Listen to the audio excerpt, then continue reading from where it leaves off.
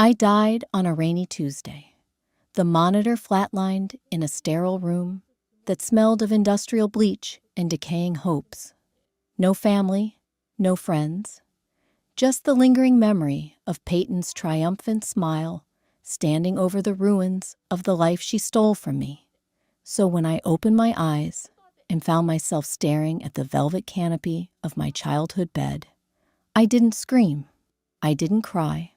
I just pressed 2 fingers to my warm, beating pulse and exhaled. The air in my bedroom was thick with the scent of Evelyn's expensive lavender diffusers. I sat up. The sheets were silk cold against my skin. My hands weren't scarred from the factory job I'd taken after they cut me off. They were smooth, young. I glanced at the digital clock on the nightstand. October 14th, the night of the autumn gala, the exact night my life had spiraled into the gutter. In my past life, this was the evening Peyton took a pair of fabric shears to her own custom Dior gown, threw herself down the sweeping mahogany staircase, and wailed that I had attacked her out of jealousy. I had spent that night screaming until my throat bled. I had begged my parents to look at the angles of the cuts. I had grabbed my fiancé Damien by the lapels, pleading with him to believe me. They didn't. Evelyn slapped me. Arthur froze my accounts. Damien held a sobbing Peyton against his chest and looked at me with a disgust so profound it had burned itself into my retinas. That was the night I became the unhinged, violent pariah, and Peyton became the fragile saint. A sharp, synthetic cry echoed from the foyer downstairs, right on time. I stood up. I didn't rush. I walked over to the vanity, picked up a heavy silver brush, and ran it through my hair. I watched my reflection. My eyes looked different. The naive, desperate girl who just wanted her biological parents to love her was dead. The woman looking back was a ghost, occupying a borrowed body, completely, entirely hollowed out of anything resembling familial affection. I set the brush down and walked out into the hallway. I stood at the top of the stairs and looked down.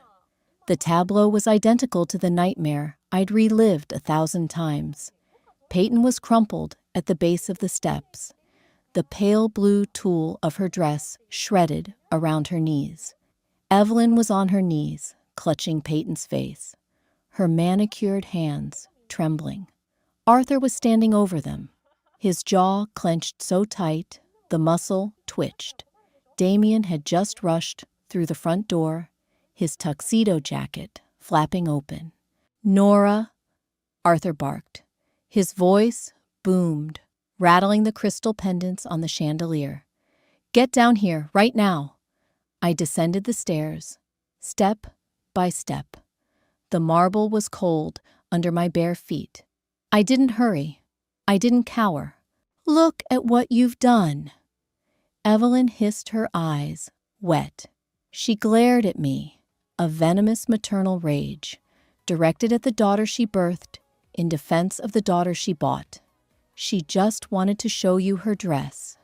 You couldn't stand it, could you? You couldn't stand that she looked beautiful." Peyton buried her face in Evelyn's neck. She let out a ragged, theatrical sob. "Mom, please, don't be mad at her. I know she didn't mean to push me. She was just upset." The scissors were right there. Damien stepped forward. He looked up at me, his handsome face contorted with righteous anger. "Are you sick, Nora? Are you actually out of your mind? You could have killed her. In the past life, this was my cue. The desperation would claw up my throat. I didn't do it. I wasn't even in the room. Look at my hands." Now, I looked at Peyton's shredded dress. I looked at the pristine silver shears, sitting conveniently on the bottom step. Then, I looked at Damien. "She's bleeding, Damien," I said. My voice was entirely flat. It sounded foreign, even to me. You should probably call a doctor instead of yelling at me. Silence slammed into the foyer. Evelyn stopped rubbing Peyton's back. Arthur blinked the rehearsed reprimand, dying on his tongue. Even Peyton's sobbing hitched breaking rhythm. For a fraction of a second, they were braced for a fight. They had armed themselves for my hysteria, my messy, ugly tears that would validate their narrative of my instability. My indifference stripped the oxygen from the room. "What did you say?" Arthur demanded, stepping toward the stairs. I repeated, maintaining eye contact with my father, that if she fell down a flight of marble stairs, she might have a concussion. Or are we skipping the hospital and going straight to the police? Peyton's head snapped up. Her eyes were red, but the panic flashing in her pupils was genuine. The police. The police meant questions. The police meant looking at the trajectory of the fall, the clean edges of the fabric cuts. "No," Peyton cried out, perhaps a little too quickly. She coughed, softening her voice. "No police, Daddy, please. I don't want to ruin the family name. I don't want Nora to go to jail. I forgive her. I just want to rest." "You're a saint, Peyton," Damien murmured, kneeling beside her. He shot me a venomous look. "You don't deserve her forgiveness, Nora." "I agree," I said. Damien frowned. "What?" "I don't deserve it. Keep it." I turned on my heel. "I'm going back to bed. The dress is ruined, so I assume we're skipping the gala. Turn the lights off when you're done in the foyer." I didn't wait for a response. I walked back up the stairs. My posture was straight. I felt Arthur's glare burning into my spine, felt the utter confusion radiating from the three people kneeling on the floor. I walked into my room, shut the door, and locked it with a heavy, satisfying click. I leaned against the wood. My heart was beating at a normal, steady pace. My palms were dry. No panic, no heartbreak, just peace. The absolute intoxicating peace of not giving a damn. The next morning, the house was suffocatingly quiet. I woke up at 6, packed 2 large suitcases, with only the essentials clothes I bought with the money from my grandmother's trust. My laptop, my documents. I left the designer bags, the jewelry Evelyn had gifted me, for photo ops, the keys to the Porsche. They were strings. I was holding the scissors now. I dragged the suitcases down the hall. As I passed Peyton's room, the door creaked open. She stood in the doorway, wearing a plush silk robe. There wasn't a scratch on her, not a single bruise from her supposed tumble down 14 marble steps.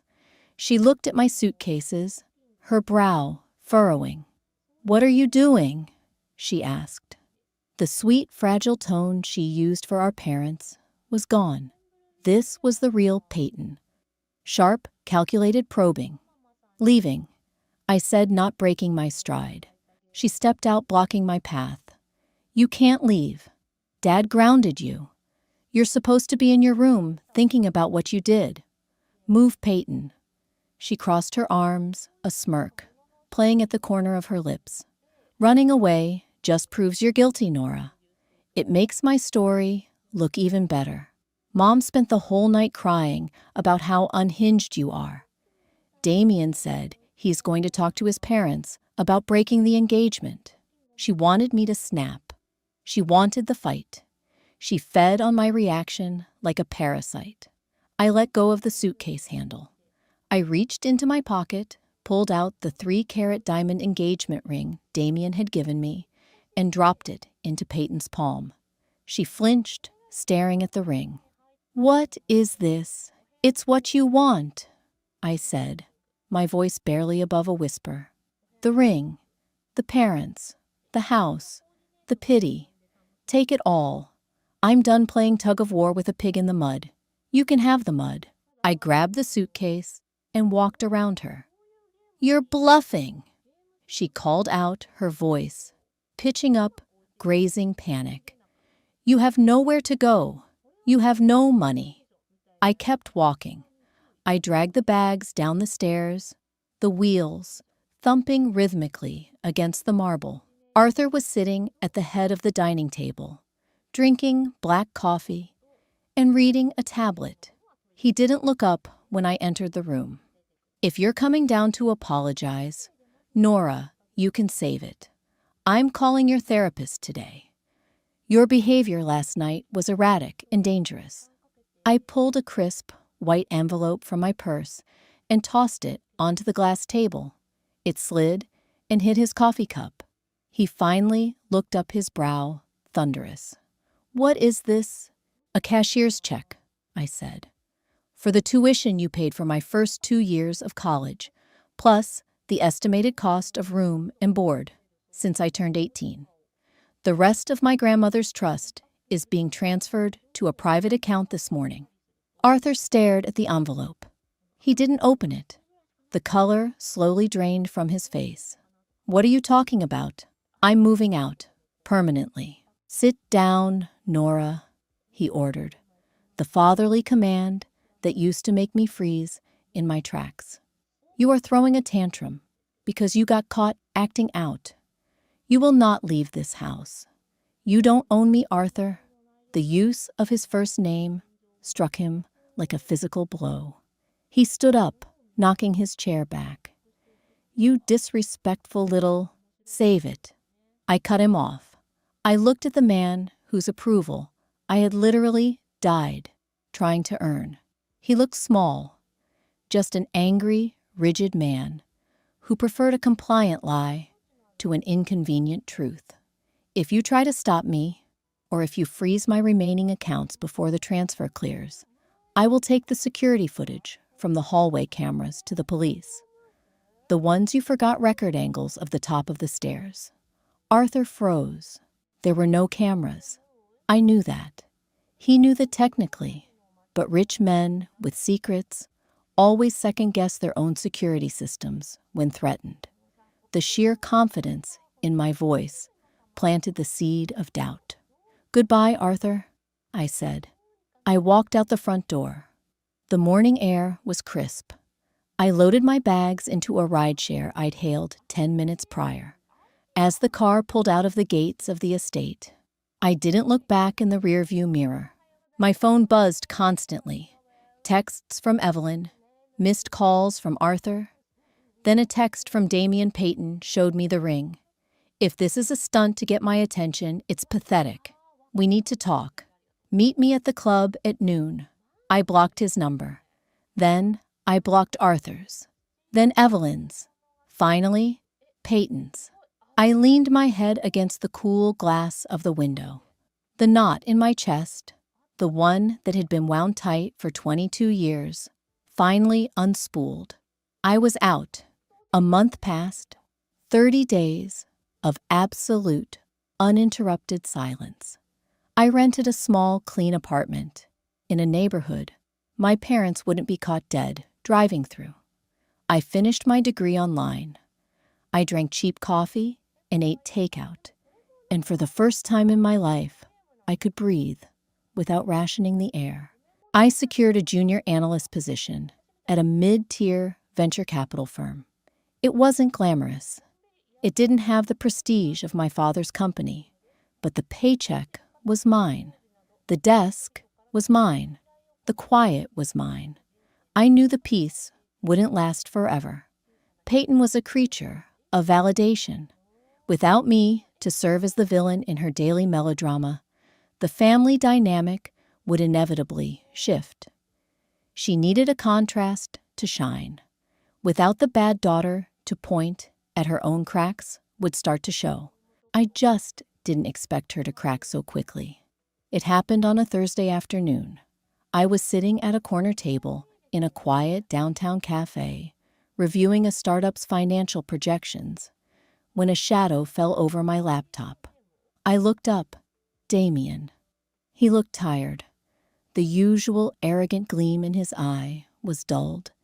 He was wearing a casual sweater that looked wrinkled which was wildly out of character for him. They said at your old firm you'd changed jobs, he said, pulling out the chair opposite me without asking. Took me 2 weeks to track down your new office. Your receptionist told me you come here for lunch. I slowly closed my laptop. You're trespassing on my lunch hour, Damien. What do you want? You blocked me. That is generally how breakups work, yes. He leaned forward, lowering his voice. Nora, please, stop this. Peyton is a wreck. Your parents are a mess. Arthur's blood pressure is through the roof. You made your point. You proved you can survive on your own. Now it's time to come home and apologize. I stared at him. The sheer audacity of his delusion was almost fascinating. He truly believed the world still revolved around the axis of their estate. I'm not making a point, I said, picking up my paper cup. I'm living my life. You should try it. Peyton misses you, he blurted out. I laughed. I couldn't help it. It was a short, dry sound that startled him. Peyton misses her punching bag. How are things, Damien, truly? Without me there to take the blame for every broken vase, every missing dollar, every bad mood. Who is she blaming now? His jaw tightened. A micro-expression of guilt flitted across his eyes. Bingo.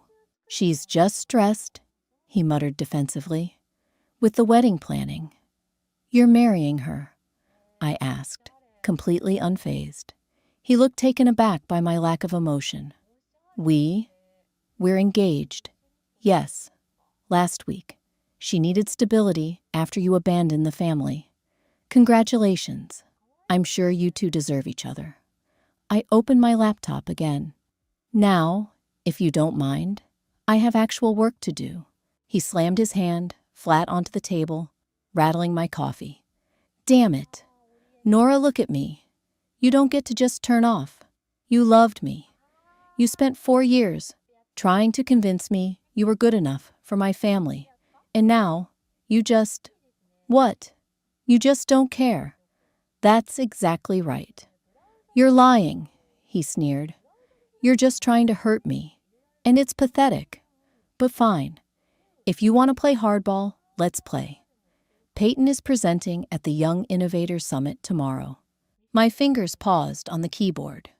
The summit. I remembered it from my past life. It was a prestigious networking event. In the old timeline, I had built a comprehensive market analysis model. Peyton had stolen the flash drive, presented it as her own, and won a massive grant. I had tried to expose her, but Arthur intervened, threatening to have me blacklisted from every financial institution in the state if I embarrassed her. Good for her, I said smoothly. She's presenting a predictive algorithm model, Damien said, watching me closely for a reaction. She said you were helping her with the data entry before you left, but she finished the core architecture herself. A slow, cold smile spread across my face. She stole it. She actually stole it. Before I left the house, I had wiped my personal laptop, but I had deliberately left a decoy folder on the shared family cloud drive. It was labeled YIS_final_model. It looked identical to the real project I had been building. It had all the complex charts, the dense terminology, the slick UI mock-ups. But the underlying math was completely intentionally broken. I had inverted the decay rates and fabricated the historical data points. To a layman, it looked like genius. To a panel of expert judges, it would look like the work of a con artist who didn't understand basic calculus. In my past life, she stole the finished, perfect product. This time, because I left before I could finish it, she stole the poisoned bait. I didn't help her with anything, I said to Damien. If she built it, she built it. I hope the judges ask her detailed questions about her methodology. Damien frowned. He wasn't getting the hysterical jealousy he came for. You're not even going to fight for credit. Credit for her work, no. I looked him dead in the eye. Make sure you sit in the front row tomorrow, Damien. You won't want to miss a second of her presentation. He left, looking more confused than when he arrived. I watched him walk out of the cafe. I picked up my coffee and took a long, slow sip. The coffee was bitter cheap and slightly burnt. It was the best thing I had ever tasted. My new boss, Harrison, was a man who communicated entirely in grunts and sharp nods.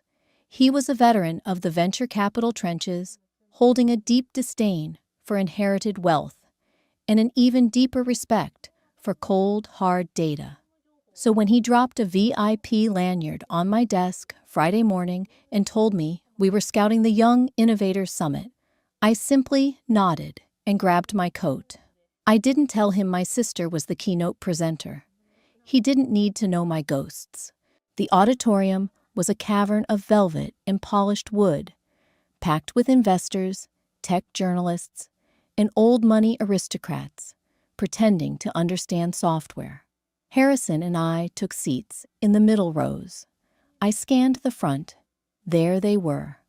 Arthur sitting rigid with paternal pride, wearing his bespoke navy suit. Evelyn adjusting her diamond tennis bracelet, looking perfectly poised. And Damien leaning forward, an eager proprietary smile on his face. The lights dimmed. The moderator introduced Peyton. She walked out to thunderous applause. She wore a tailored white pantsuit, a deliberate departure from her usual tulle and lace. It screamed serious intellectual. She looked beautiful, fragile, and brilliant. The perfect prodigy.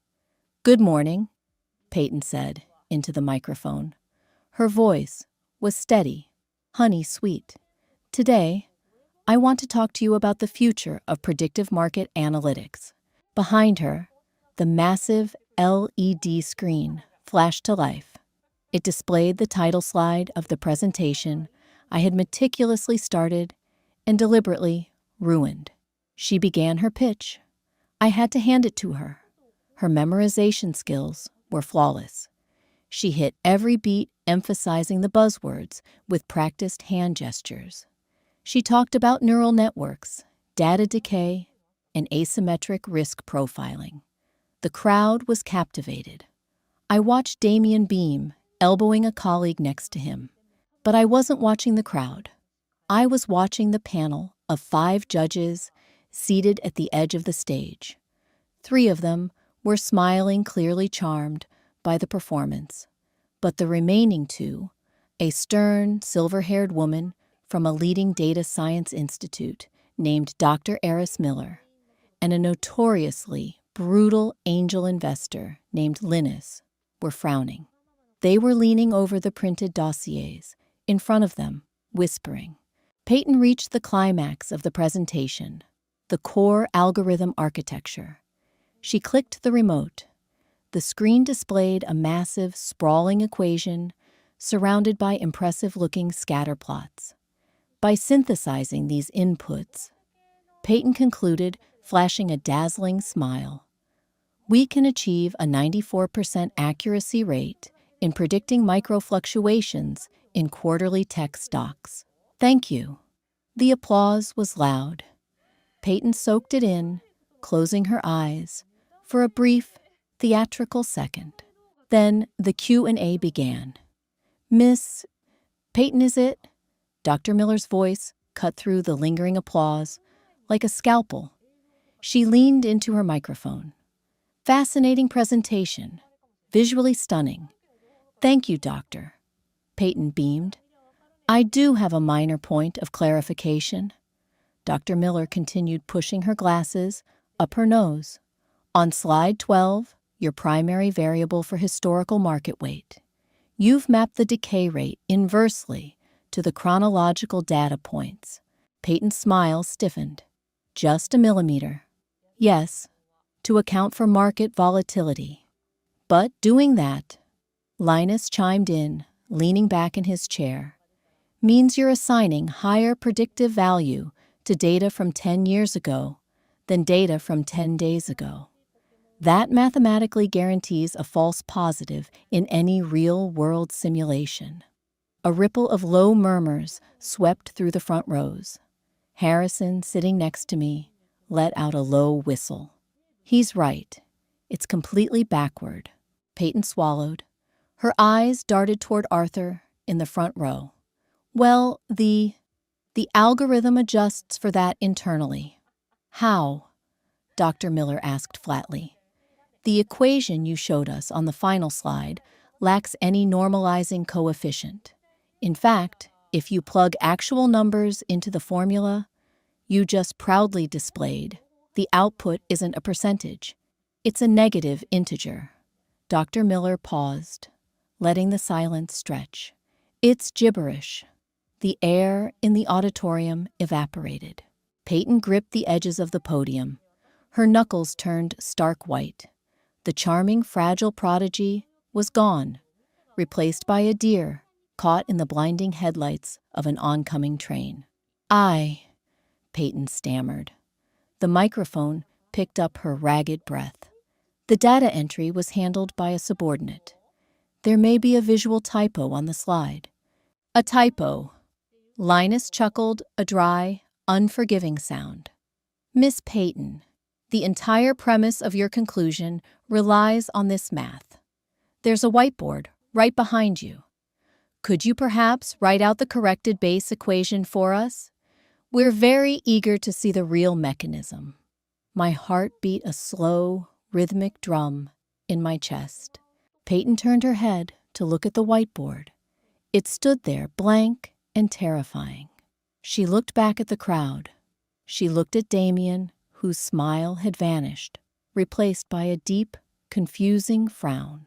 She looked at Arthur, who was staring at her with wide, unblinking eyes. She didn't know the math. She didn't even know what a normalizing coefficient was. Peyton's voice cracked. Her hands began to tremble visibly. I'm feeling a little dizzy. Right on cue. When backed into a corner, deploy the victim card. She swayed, stepping back from the podium, and deliberately let her knees buckle. She collapsed onto the stage with a soft thud. Gasps echoed through the room. Damien was out of his seat, instantly vaulting onto the stage to gather her in his arms. Arthur was yelling for a medic. The moderator rushed to the microphone to declare a 10-minute recess. Harrison stood up, shaking his head. What a complete disaster.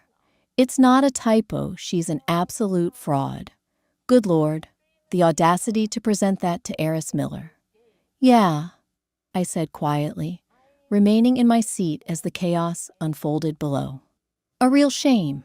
I watched Damien carry Peyton off the stage. There was no blood, no torn dresses, just the undeniable public exposure of her own incompetence. And this time, there was no sister to blame. I didn't plan on lingering. I had seen what I came to see. I excused myself from Harrison, citing a quick trip to the restroom, and headed toward the side exit of the convention center.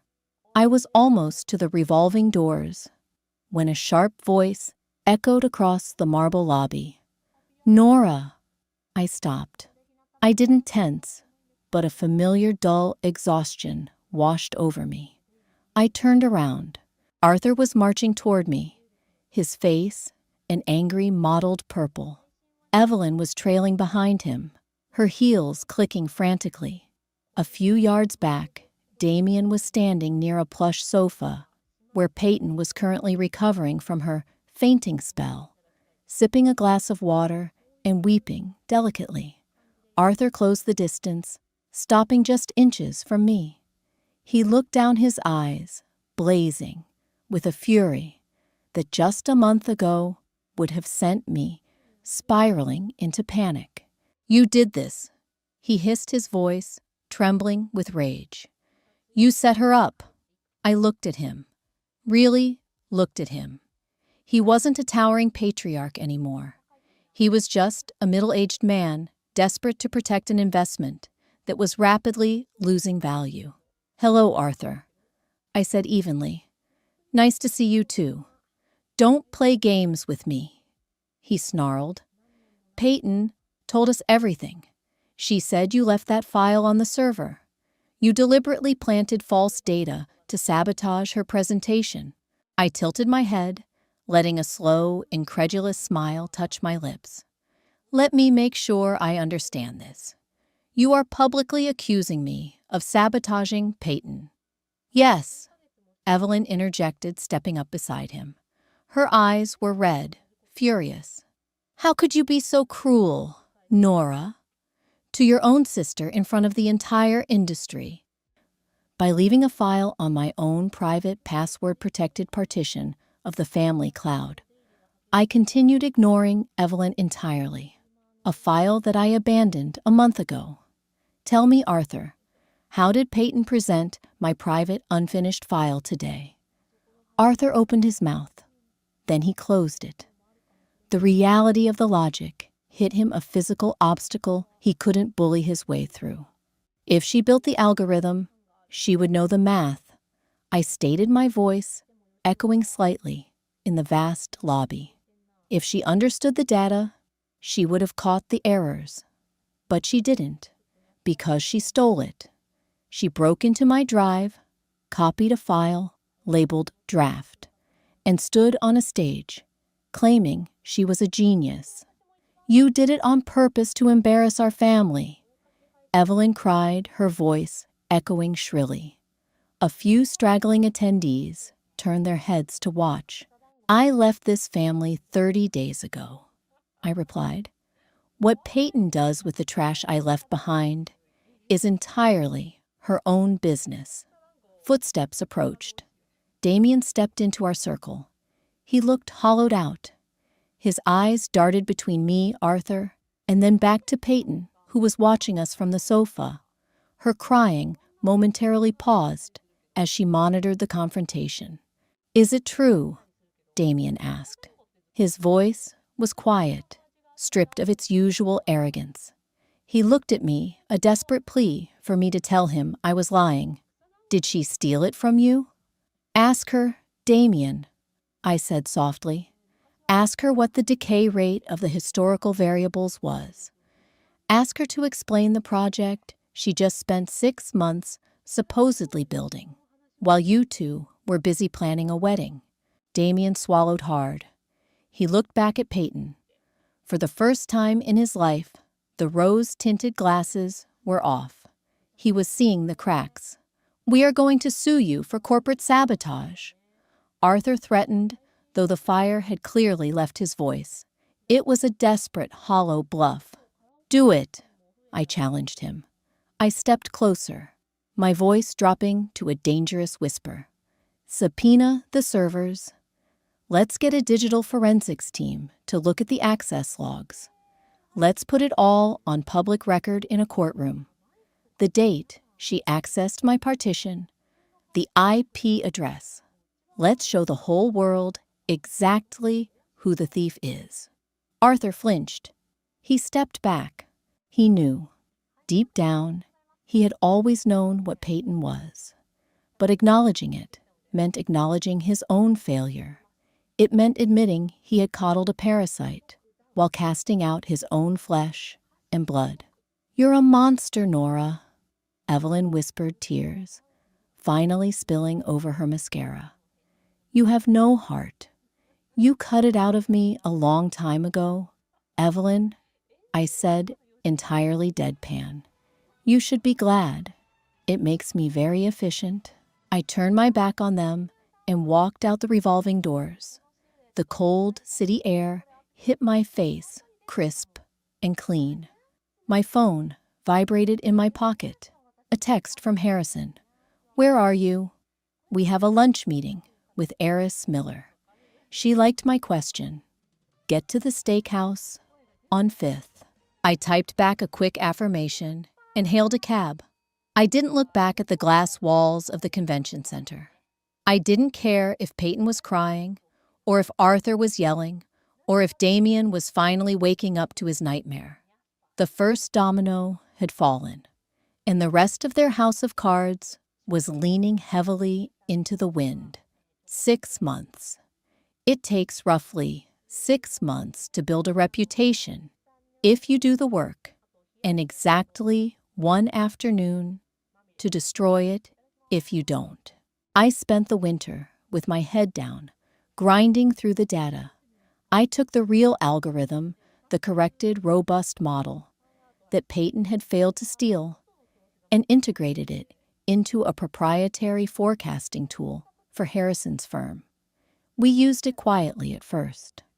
Small, cautious trades on emerging tech sectors. When the model accurately predicted the sudden collapse of a major logistics startup 3 weeks before the CEO was indicted, Harrison stopped treating me like a junior analyst. He moved me to a corner office with a window overlooking the skyline. He doubled my salary. I didn't buy designer clothes or a flashy car. I bought peace of mind. I invested heavily. I bought a condo in a secure, quiet building where the concierge didn't ask questions and the neighbors kept to themselves. Meanwhile, the ripples from the Young Innovators Summit had turned into a tsunami for my former family. It wasn't a sudden cinematic explosion. It was a slow, agonizing bleed. Investors at Arthur's firm had watched his golden child daughter immolate herself on stage, and worse, they watched Arthur furiously try to defend the indefensible. Word travels in elite circles. The whispering started. If Arthur is so easily duped by his own daughter, how closely is he looking at our portfolios?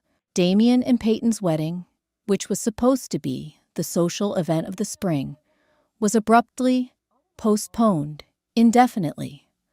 I saw the announcement in a brief, buried column in the society pages. I didn't gloat. I didn't celebrate. I simply turned the page and drank my coffee. In late April, the firm sent me to the Zenith Charity Gala.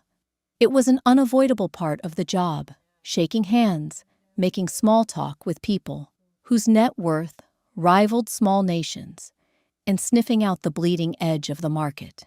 I wore a simple, elegant black gown. No massive diamonds, no ridiculous trains. Just sharp, clean lines.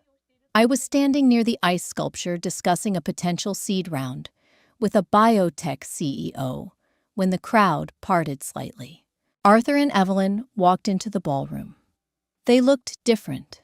The polished, unassailable aura they used to project was fractured. Arthur looked exhausted. His shoulders slumped beneath his tuxedo. Evelyn's smile was tight, brittle. Her eyes darting nervously around the room to see who was watching them. And trailing behind them, clinging to Arthur's arm, was Peyton. She looked a shadow of her former self. The bright, confident prodigy was gone. She looked small, her eyes downcast, wearing a dress that looked a season out of date. They hadn't seen me yet. "Excuse me," the biotech CEO said, following my gaze. "Isn't that Arthur? I heard his firm is hemorrhaging clients after that disaster his daughter pulled at the summit. Such a shame. A man's legacy ruined by a child's ego." "A shame," I echoed, my voice completely neutral. I turned back to the CEO to finish our conversation. I didn't intend to confront them. They were ghosts to me now, haunting an entirely different world. But gravity has a funny way of pulling debris together. 10 minutes later, I was walking toward the bar to get a sparkling water when someone stepped into my path. "Nora." I stopped. It was Damien. He looked awful. He had lost weight, and there were dark bruised circles under his eyes. He held a glass of scotch, the ice clinking violently against the crystal because his hand was shaking. "Hello, Damien," I said. "You look." He swallowed hard. his eyes raking over my composed posture, the calm authority radiating from me. "You look incredible." "Thank you." "Excuse me." I tried to step around him. He shifted to block me again. "Please, just talk to me for a minute. We have nothing to talk about." "I broke off the engagement," he blurted out. The words hung in the air, desperate and heavy. 2 months ago, I couldn't do it anymore. The lying, the constant victimhood. Every time I looked at her, I saw what you tried to tell me all those years. I felt absolutely nothing. No vindication, no sympathy, just a profound emptiness where a desperate girl used to live. "Congratulations on your newfound vision," I said dryly. "I suggest you take it to an optometrist to make sure it lasts." "Nora, I was wrong. I was so damn blind. I let them manipulate me. I let her play me." He reached out his fingers, grazing my arm. "I miss you. I miss us. We could start over. I know you're doing well now. We could be a power couple, just like we planned." I looked at his hand on my arm. Then I looked up into his eyes. "Damien," I said, my voice soft but cold enough to freeze nitrogen. "If you don't remove your hand, I'm going to signal security to escort you out for harassing a guest."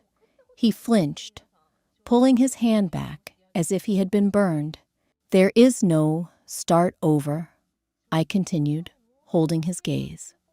"The girl who loved you died the night you chose to comfort a liar over believing your own fiancé.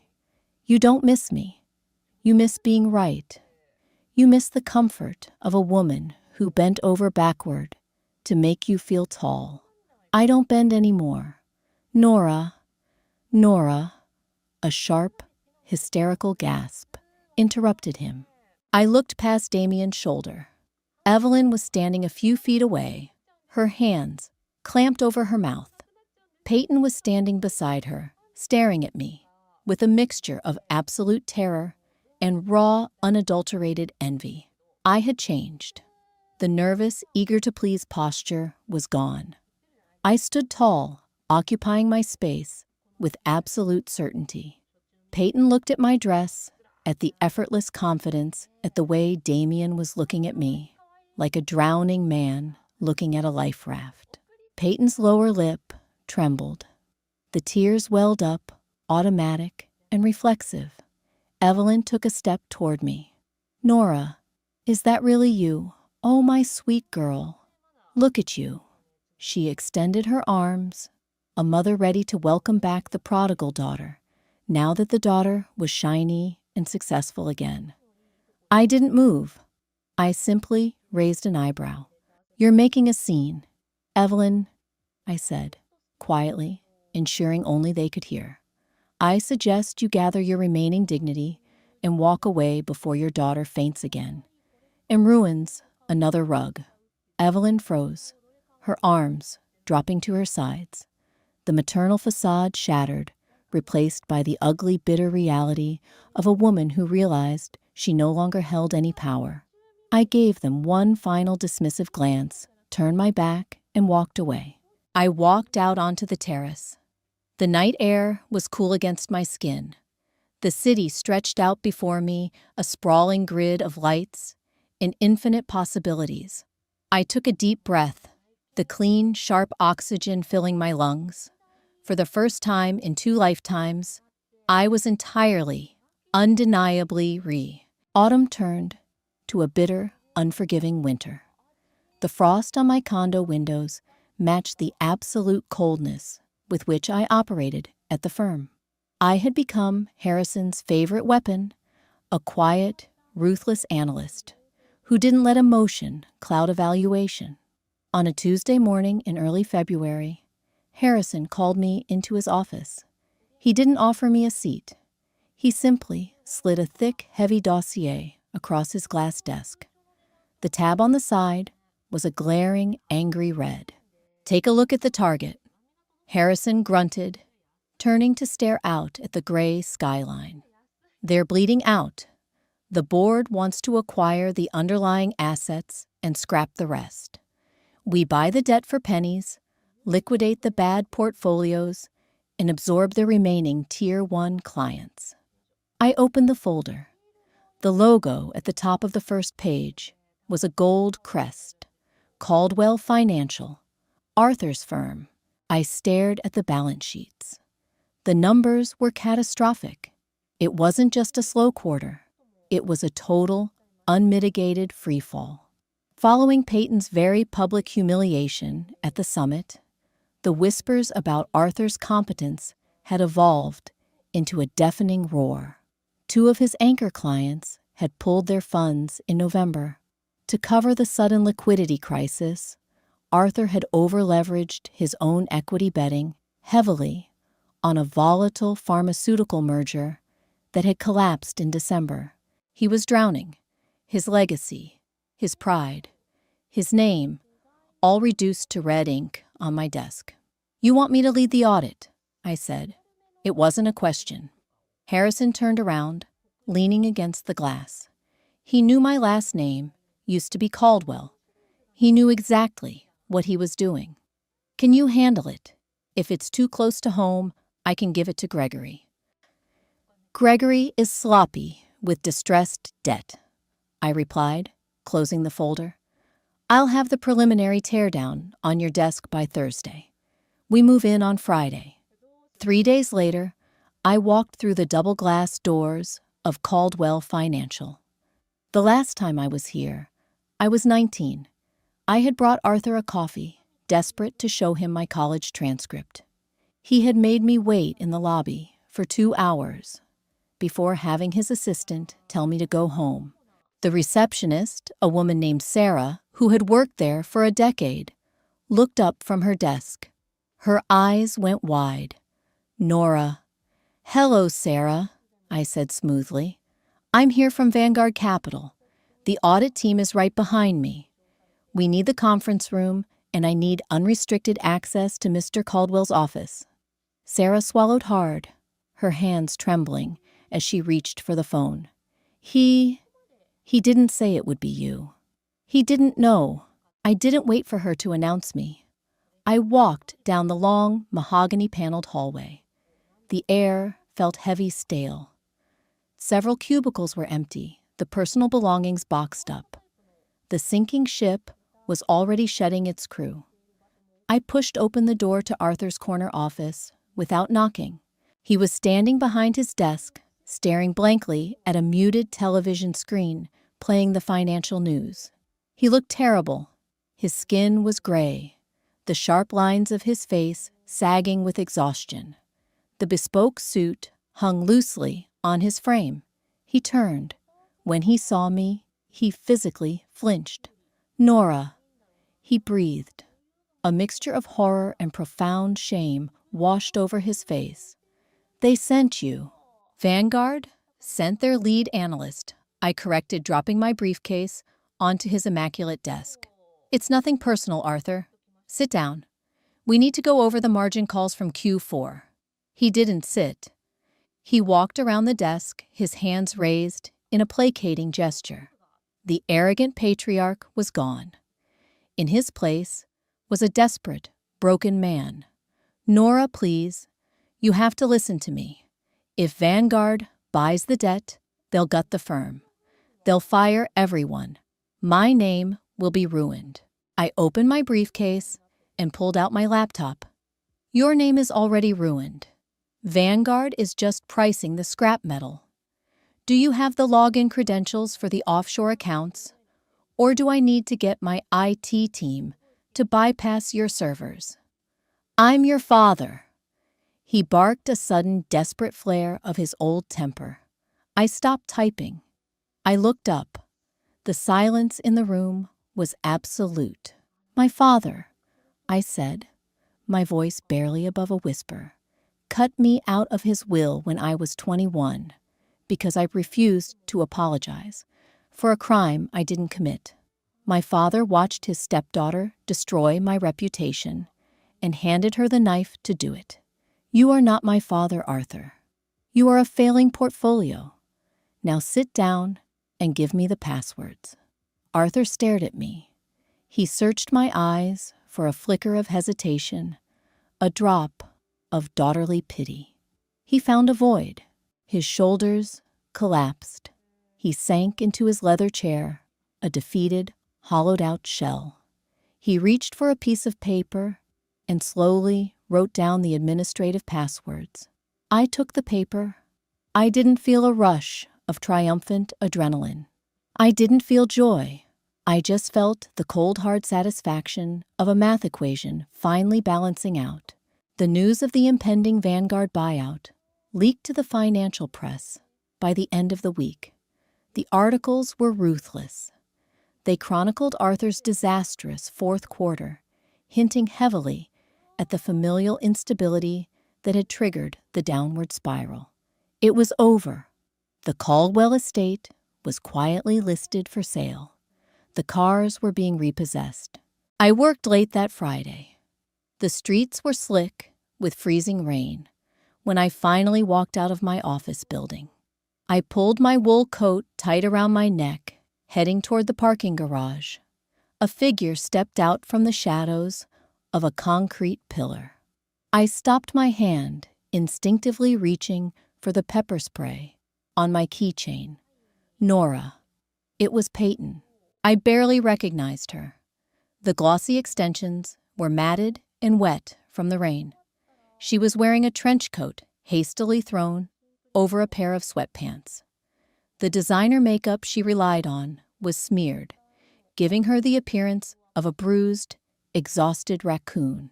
She was shivering violently. "What do you want, Peyton?" I asked, my voice flat. I didn't move closer. She took a step toward me. "They're taking the house, Nora. The bank. They came today." I'm aware of the foreclosure schedule. It's standard procedure for a Chapter 11 filing. "Stop talking like that," she screamed. The sound echoed harshly in the empty, damp garage. "Stop talking like a robot. It's our house. My room. Mom is packing her bags. She's leaving Arthur. She told him he's a failure. Damien won't even return my calls.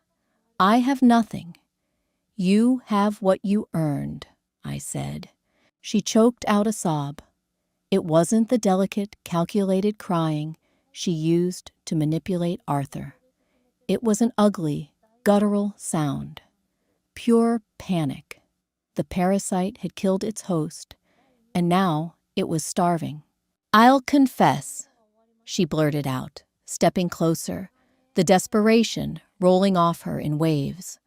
"I'll tell the press everything. I'll tell them I pushed myself down the stairs.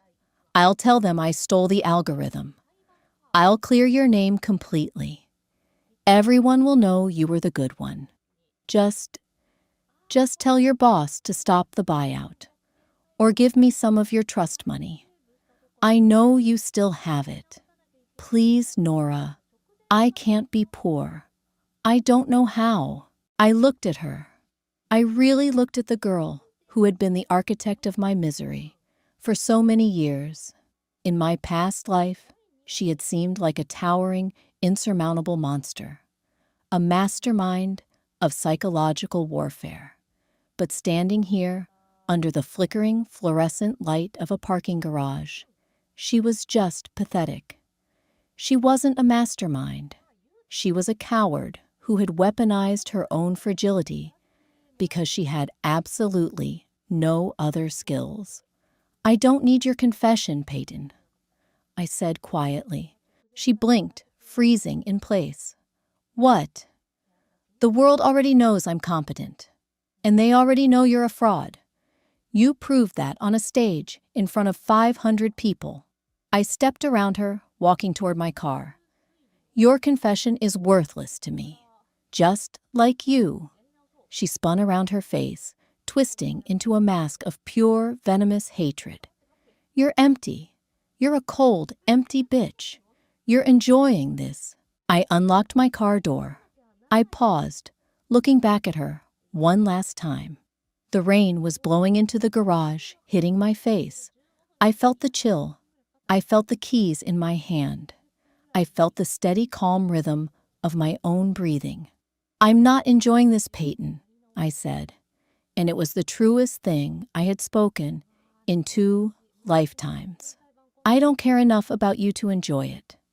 You are a stranger to me. Have a good life." I got into my car.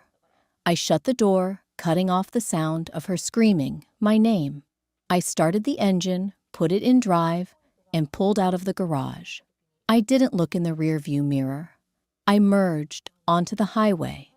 The city lights blurred in the rain, painting the windshield in streaks of gold and red. I turned on the radio. It was playing a soft jazz tune. I drove home. The Vanguard acquisition of Caldwell Financial closed on a bleak, unforgiving Tuesday morning in late March. I woke up at 5. The sky outside my window was a bruised, heavy purple. I didn't rush. I made a cup of pour-over coffee, watching the dark liquid drip slowly through the filter. I drank it black, sitting on the edge of my unmade bed, listening to the city wake up. Garbage trucks grinding their gears, the distant wail of an ambulance, the ordinary magnificent sounds of a world that didn't care about the Caldwell name. I dressed with deliberate care. I didn't choose the power suits I used to wear when I was trying to prove I belonged. I chose a simple, impeccably tailored charcoal blazer, a white silk blouse, and trousers. Minimal makeup, hair pulled back. I looked like exactly what I was, an auditor who was there to process a transaction. Nothing more. When I arrived at the Vanguard offices, the atmosphere on the 40th floor was aggressively sterile. Fluorescent lights hummed. The carpets absorbed the sound of my heels. Harrison was already in the massive, glass-walled boardroom. He was drinking espresso from a tiny paper cup, reviewing the final term sheets. "They're coming up the freight elevator," Harrison said, without looking up. Building security didn't want the press swarming the main lobby. Apparently, a photographer from the Financial Times caught wind of the signing. "Generous of them," I murmured, taking my seat to his right. I arranged my pens perfectly parallel to my legal pad. "You ready for this?" Harrison finally looked at me, his bushy eyebrows drawn together in a rare display of paternal concern. "I know I know who he is. If you need to step out, I can handle the ink." "I'm fine, Harrison." My pulse was a steady, boring 70 beats per minute. "Let's get it done." 5 minutes later, the heavy oak door swung open. Arthur walked in. He was flanked by 2 cheap, frantic-looking corporate attorneys. The high-priced legal team that had been with Caldwell Financial for 3 decades had abandoned ship weeks ago when Arthur's retainers started bouncing. I barely recognized the man standing across the room. The towering, immaculately groomed patriarch of my youth was entirely gone. His skin was the color of old parchment. The bespoke navy suit he wore hung loosely on his frame, the fabric bagging around his shoulders. His tie wasn't perfectly straight.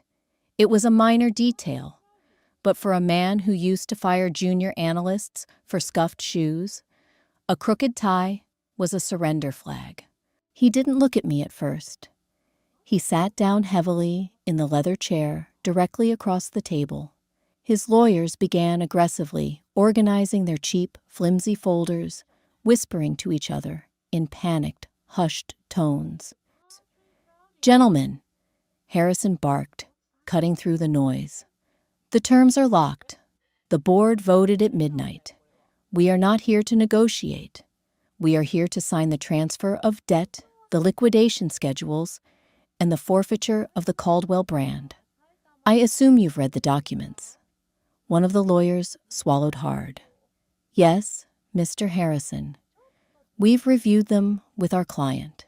Harrison slid the massive 2-inch thick stack of contracts across the polished mahogany table. The tabbed pages stuck out like little yellow teeth. Sign on the tabs. Initial the margins. Arthur stared at the stack of paper. He reached out with a trembling hand and picked up the heavy Mont Blanc pen resting beside the documents. He couldn't do it. His hand was shaking so badly he couldn't get the nib to touch the paper. He closed his eyes, taking a ragged, uneven breath.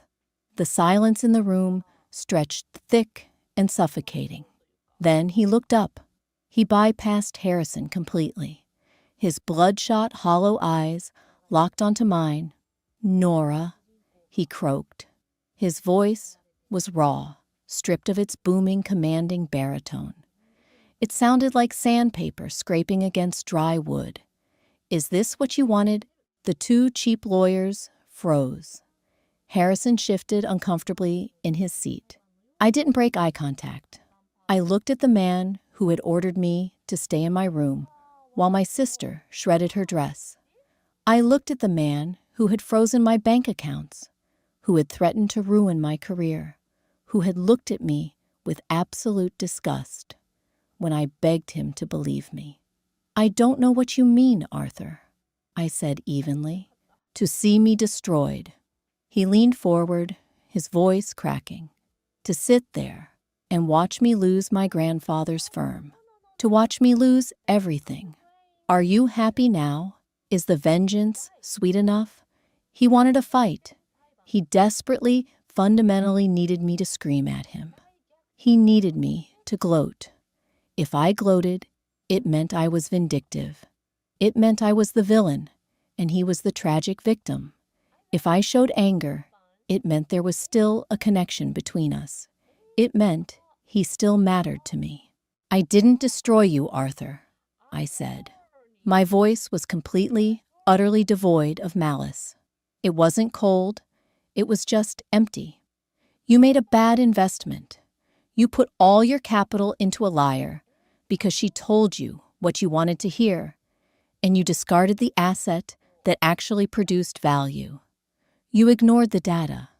Arthur flinched, as if I had struck him. "The market doesn't care about your feelings, Arthur." I continued leaning back slightly in my chair. "It only corrects inefficiencies. You over-leveraged your equity to cover a fraud. You were inefficient. Vanguard is just pricing the scrap metal." He stared at me. The tears finally spilled over, tracking through the deep wrinkles around his eyes. My clinical detachment was the executioner's final blow. He realized in that exact second that I truly felt nothing for him.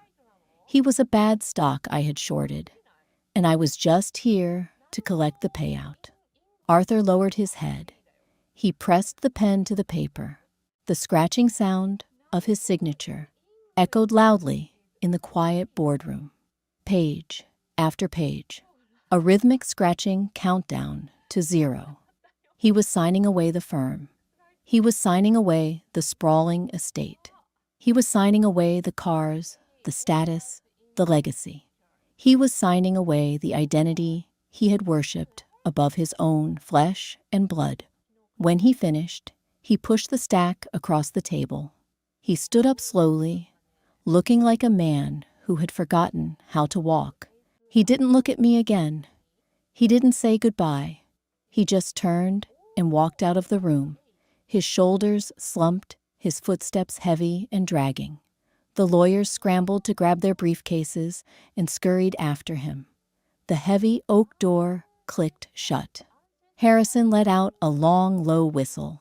He pulled the stack of contracts back across the table, inspecting the signatures. "Well, that's done.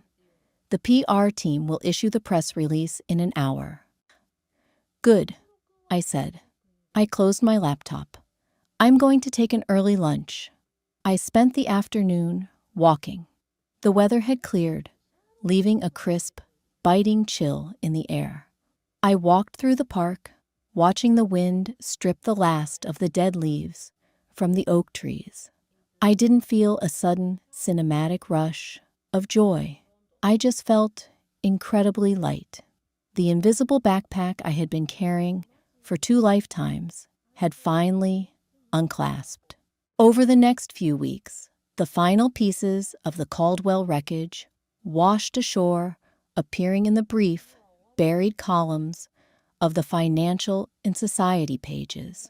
Evelyn's divorce had been finalized rapidly. Without the firm and the estate, Arthur had no use for her, and she had no use for him. She had managed to secure a meager settlement from the liquidation remnants, just enough to afford a 2-bedroom condo in a loud, crowded suburb she used to openly mock at charity galas. I heard through the grapevine that she spent her days drinking cheap Chardonnay and cornering her new neighbors, telling wildly exaggerated stories about her former wealth to people who didn't care. She didn't take Peyton with her.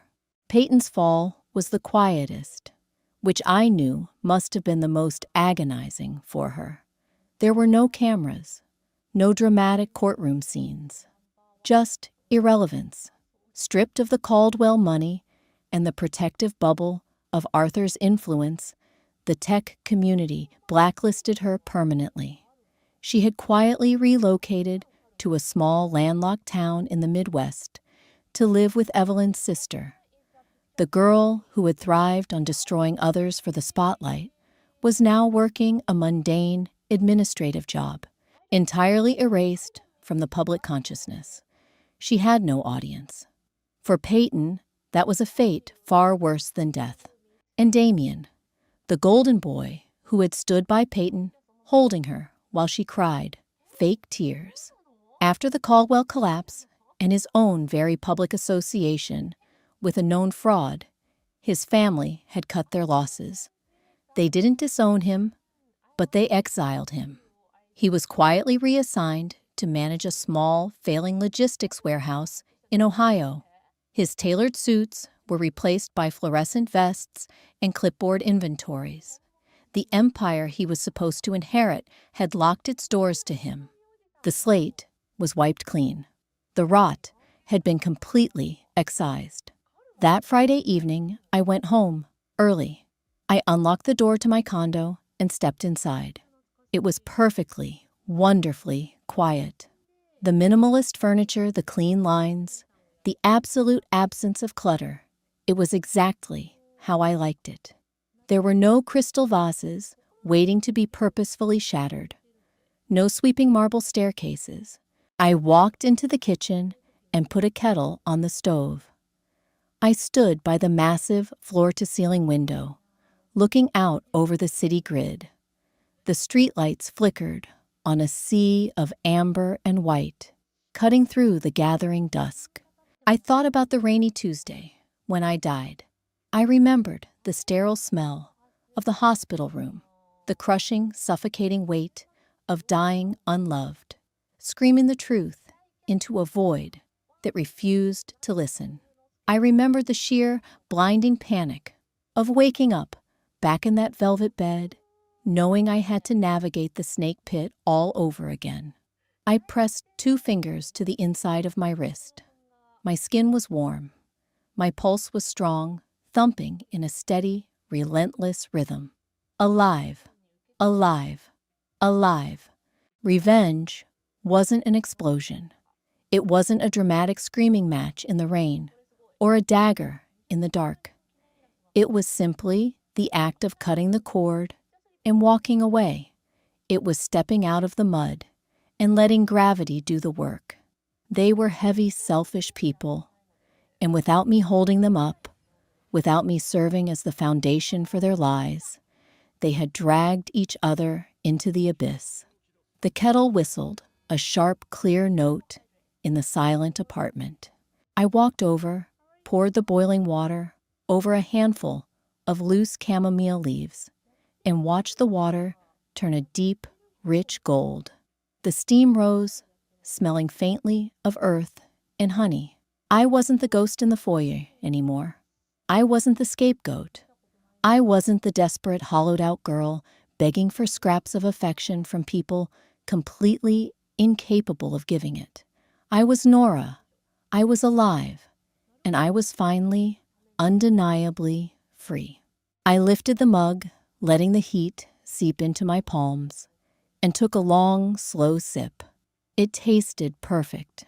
Nora's journey proves that the ultimate revenge is simply moving on and letting the toxic people in your life destroy their own house of cards. She didn't have to lift a finger. Peyton Arthur and Damien handed themselves their own karma. Sometimes silence and success are the most devastating weapons you can wield. What did you think of Nora's final confrontation with Peyton and Arthur? Did they get exactly what they deserved?